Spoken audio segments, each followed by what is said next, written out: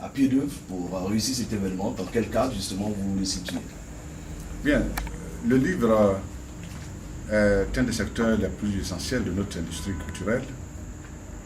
Et conformément aux instructions que j'ai reçues du chef de l'État, notre rôle c'est de faire en sorte que chacun des segments et des secteurs de notre ministère soit valorisé, soit promu. Le livre est une industrie. Il a une chaîne qui commence depuis l'écrivain jusqu'au libraire, en passant par l'éditeur et l'imprimeur. C'est donc un marché important.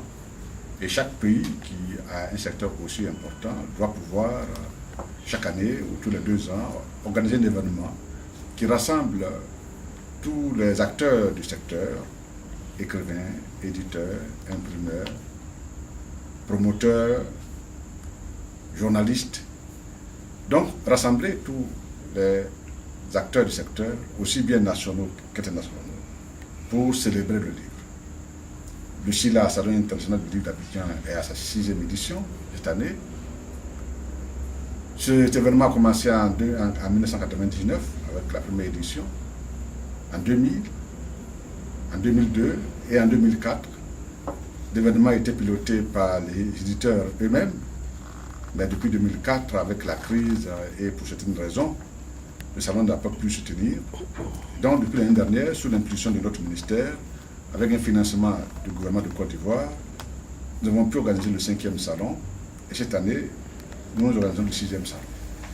Nous le faisons parce que le livre, comme j'ai eu à le dire, est un outil essentiel au développement, à l'apprentissage et à la culture. Et le gouvernement entend apporter tout son appui aux acteurs du secteur, aux éditeurs, aux libraires, aux imprimeurs, afin que la Côte d'Ivoire puisse être ce grand pôle culturel qu'il a toujours été et pour l'avenir, pour un pays qui aspire à devenir un pays émergent à l'horizon 2020, donner à la Côte d'Ivoire tous les instruments de son développement. Et le livre en fait partie. Est-ce que justement ce salon peut contribuer à rehausser le niveau de lecture des Ivoiriens qui, on le dit très souvent, ne lisent plus? Bien sûr, c'est pour cela que le gouvernement organise avec les opérateurs du secteur, avec un commissaire du salon, M. Agbia, qui donne tout ce dynamisme que je voudrais féliciter, remercier pour son engagement, remercier tous les éditeurs, acteurs et partenaires de cet événement. Évidemment, la lecture est essentielle au développement d'un pays parce que la lecture forme. Je n'ai pas besoin de dire l'intérêt et l'importance de la lecture à longueur de journée. Les parents d'élèves, les enseignants et les pouvoirs publics le disent aux Ivoiriens. Il n'y a pas de culture sans lecture. Et notre pays s'était très fort illustré dans le développement du secteur du livre avec des librairies sur l'ensemble du territoire, avec des maisons d'édition dynamiques et avec la crise. Ce secteur, comme tous les autres d'ailleurs, a été fortement sinistré. Et nous reprenons. La Côte d'Ivoire, c'est plusieurs millions de livres publiés par an. Et au niveau de la littérature générale, c'est environ 150 titres que nous publions par an. Alors, moi je dis que les Ivoiriens lisent. Ils lisent parce que les éditeurs tirent à 1000, 2000, 3000 exemplaires. Et sur 2 ou 3 ans, ces livres sont vendus. C'est-à-dire qu'il y a une habitude de lecture dans ce pays qu'il faut encourager. Il faut encourager par des salons, il faut encourager par des concours littéraires, il faut encourager par des concours de lecture. Et c'est ce que le ministère fait. Et donc, à cette édition, nous invitons des opérateurs dans tous les secteurs du livre.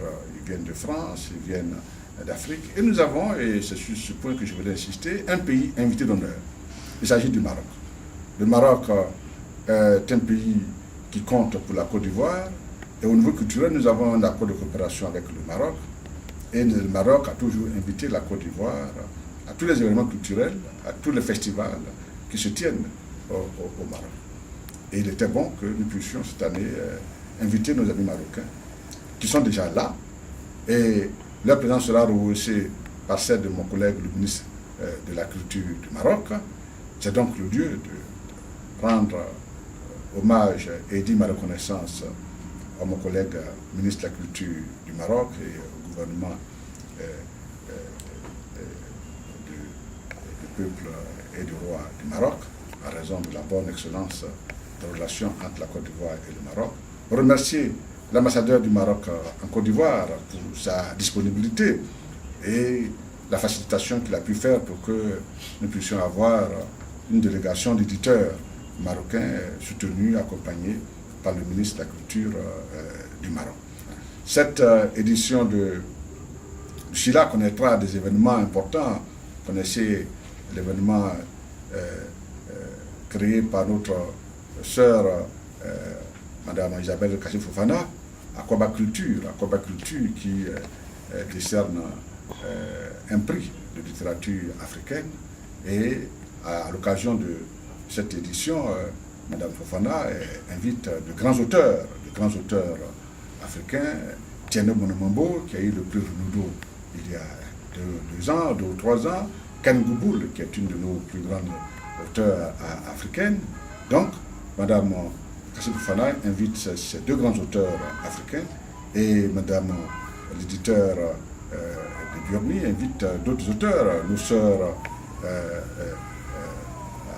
Assamala Amoa et Renou Tago, qui sont des auteurs ivoiriennes et qui résident à l'étranger et qui viendront à l'occasion de ce salon rehausser de leur présence cet événement. Donc, c'est une fête, le Salon du Livre, c'est un festival, c'est la fête du livre et de la lecture. C'est donc l'occasion de lancer un appel au public, aux Ivoiriens, pour qu'ils viennent visiter nombreux ce Salon du Livre qui s'ouvre demain, mardi 12, et s'achever le samedi 16 au Palais des Sports de Trasheville. L'entrée est gratuite, que les parents viennent avec leurs enfants et qu'on vienne offrir des livres à nos enfants et à nos amis. J'invite tout le monde à venir à ce salon qui est une fête du livre, qui est un festival du livre. Je vous remercie.